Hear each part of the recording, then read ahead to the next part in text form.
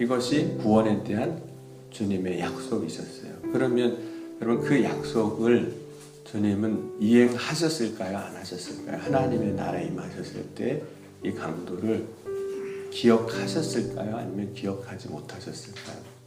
기억하셨습니다.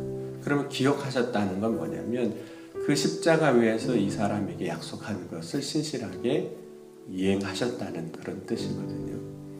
그럼 오늘 하나님은 우리에게 약속하신 것들이 있는데 저와 여러분의 삶 가운데 믿음 안에서 하나님이 주신 약속들이 있는데 그 약속을 지금도 잊지 아니하시고 기억하시는 하나님이십니다.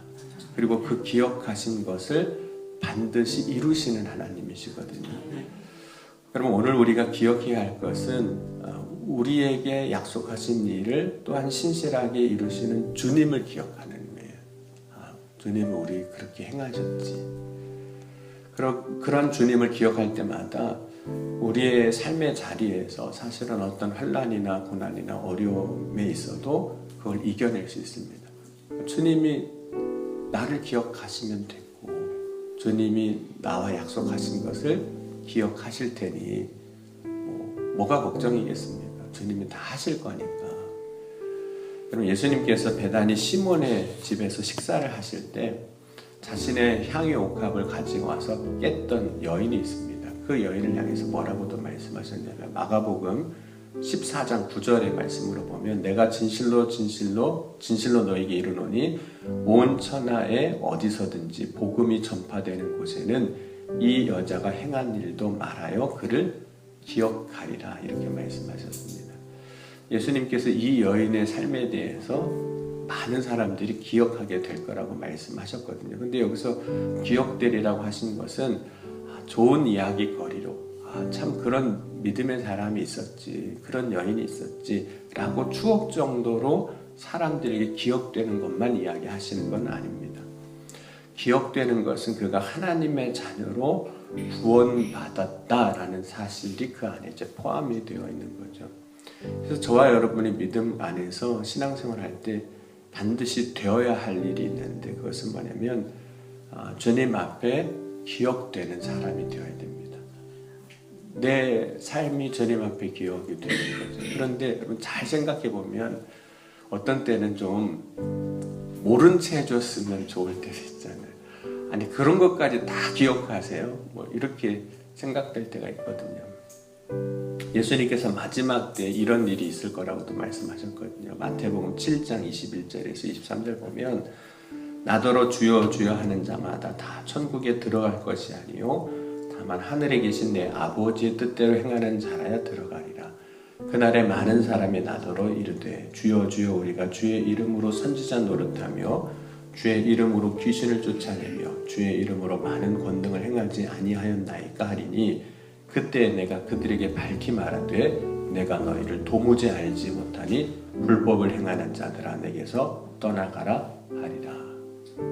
그러면 주님은 선지자 노릇도 하고 큰 권능도 행하고 귀신도 내쫓고 하는 그런 사람이었지만 주여 주여 부르기까지 했지만 내가 너를 도무지 알지 못한다라고도 말씀하신다고 그랬거든요. 여러분 주님이 우리를 도무지 알지 못한다 이렇게 말씀하시면 그것이 이미 사실은 심판받은 것이나 다름없는 겁니다. 그러므로 저와 여러분이 믿음 안에서 신앙생활 할 때 중요하게 생각해야 할 것은 뭐냐면 주님 앞에 기억이 어떻게 되느냐, 내 삶이 믿음이 주님 앞에 어떻게 기억되느냐 하는 겁니다. 여러분 저와 여러분이 주님 앞에 어떤 사람으로 기억되겠습니까? 사실 우리를 주님이 모르신다 할 리는 없어요. 왜냐하면 너무 우리를 잘 아시니까 우리 이름도 아시지만 그런데 여기서 말씀 가운데 도무지 내가 너를 모른다고 말씀하신 이유는 아버지의 뜻대로 행하지 않은 것에 대해서 그렇게 말씀하시는 거예요. 그러나 아버지의 뜻대로 행하는 자가 될 때 내가 너를 기억하리라고 말씀하신 겁니다. 그러므로 저와 여러분 오늘 이 시간 하나님 앞에 기억된 자로 살기 위하여 오직 하나님 아버지의 뜻을 묻고 그 뜻을 알고 그 뜻을 행하는 저와 여러분이 될 수 있기를 주의 이름으로 간절히 소원합니다.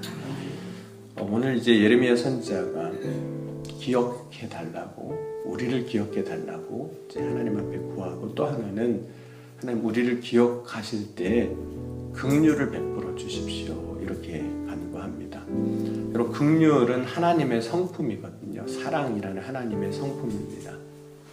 아무리 우리가 의를 행한다 할지라도 그 어떤 의로도 사실 우리가 하나님 앞에 설 자격을 얻지는 못합니다. 평생 율법을 다 정말 지킨다 할지라도 그것이 세상에서는 의가 될 수 있고 사람들 앞에서는 의가 될 수는 있어요. 저 사람 참 어떻게 저렇게 살 수 있냐, 이렇게 사람 앞에서는 의가 될 수 있지만 그것이 하나님 앞에서는 의가 될 수가 없습니다. 그렇기 때문에 사실은 우리는 날마다 하나님의 긍휼을 구할 수밖에 없어요. 내가 아무리 세상에서 별짓을 하고 다 잘 살아도 그것 가지고 하나님 앞에 하나님 저 잘했죠, 이렇게 할 게 없다는 거죠. 이런 긍휼이 없으면, 하나님의 긍휼이 없으면 우리는 어떤 의로도 하나님 앞에 설 수가 없습니다. 그리고 하나님이 베풀어 주신 긍휼이 없으면 지금 오늘 이 자리에도 사실은 우리가 올 수도 설 수도 없는 거죠.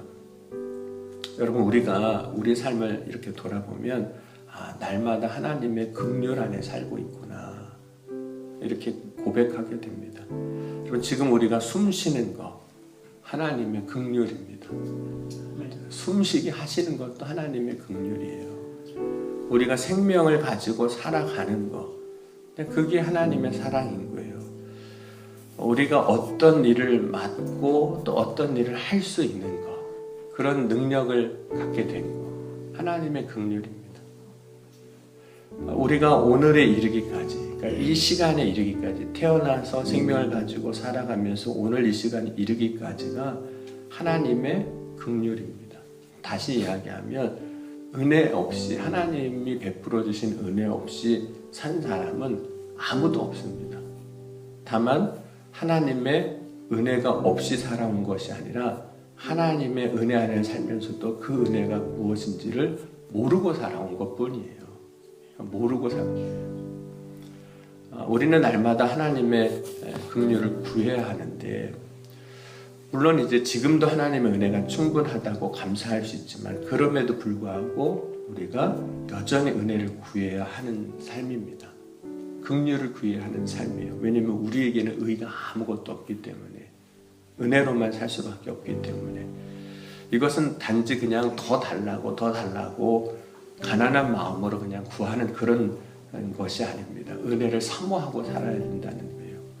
물론 지금 이스라엘의 현재 상황을 보면 정말로 하나님의 은혜를 구해야 하는 상황이에요. 긍휼을 구해야 하는 상황입니다. 왜냐하면 멸망했기 때문에. 그렇다면 이스라엘에게 하나님이 약속하신 대로 모든 것이 다 이제 회복이 된다면, 회복되었을 때는 이제는 은혜 안 구해도 될까요? 긍휼을 안 구해도 될까요? 그렇지가 않거든요. 그럼 그 상황을 다시 현재 우리의 삶으로 이렇게 되돌아보면 사실 우리의 삶에 이제 살아가는 것에 있어서는 웬만한 건 다 있잖아요. 세상 사람들이 어찌 보면 한국에서 살아가는 사람들을 부러워할 정도로, 한국에 살아가는 건 물론 개인적인 혹은 가정마다 그 상황과 형편은, 또 경제적인 상황과 수준은 다 다를 수 있지만 그래도 대략적으로 평균적으로 보면 그래도 사람들이 부러워할 만한 삶을 그래도 살아가고 있습니다. 그러면 우리는 이제 하나님의 은혜, 하나님의 긍휼을 안 구해도 되는 삶인가 하는 겁니다. 그렇지가 않습니다. 아무리 세상에 권력, 힘, 돈, 지식 많은 사람이라 할지라도 여전히 그에게 필요한 것은 하나님의 긍휼이에요. 하나님의 은혜 없이 살아갈 수 있는 사람은 아무도 없습니다. 그런데 우리가 가끔 착각을 해요. 이런 것들이 다 있으면 은혜 없이도 살아갈 수 있을 것 같아서, 은혜 없이도 살 수 있을 것 같아서, 이미 충분한 것 같아서 하나님의 은혜를 더 이상 긍휼을 구하지 아니하고 살아가는 겁니다. 그럼 오늘 저와 여러분이 날마다 하나님의 은혜를 구하는 자가 될 수 있기를 주의 이름으로 간절히 축원합니다. 우리가 죄 가운데 살아갈 때 속죄의 은혜를 구하고 속죄의 은혜를 입음으로 말미암아 더 이상 구할 은혜가 없는 게 아니에요. 여러분, 우리가 예수님의 십자가 은혜로 죄사함 받고 하나님의 자녀된 삶을 살았거든요. 물론 그것이 너무 감사한 거죠. 그러나 그 은혜가 우리 가운데 임했다 할지라도 여전히 우리는 계속해서 하나님의 은혜를, 긍휼을 구해야만 하는 존재인 겁니다.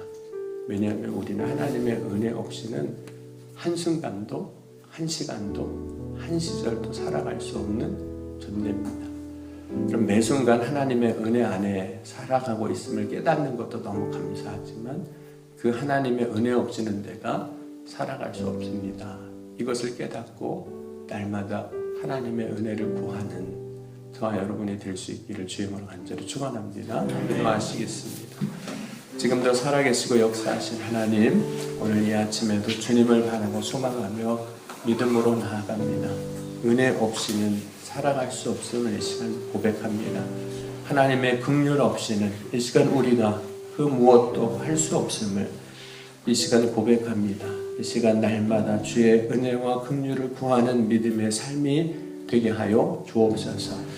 또한 우리를 기억하사 주님의 사랑 안에서, 은혜 안에서 거하기에 부족함이 없게 하시고 날마다 주님의 능력 안에서 강건함으로 힘을 얻는 믿음의 삶이 되게 하여 주옵소서. 이 새벽에도 전심으로 더욱더 주님 앞으로 나아갑니다.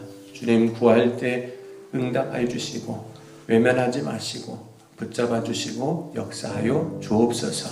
이 시간도 주님께서 크고 놀라운 일을 행하여 주실 것을 믿사오며 사랑이 많으신 우리 주 예수 그리스도의 이름으로 감사하며 간절히 기도하옵나이다. 아멘.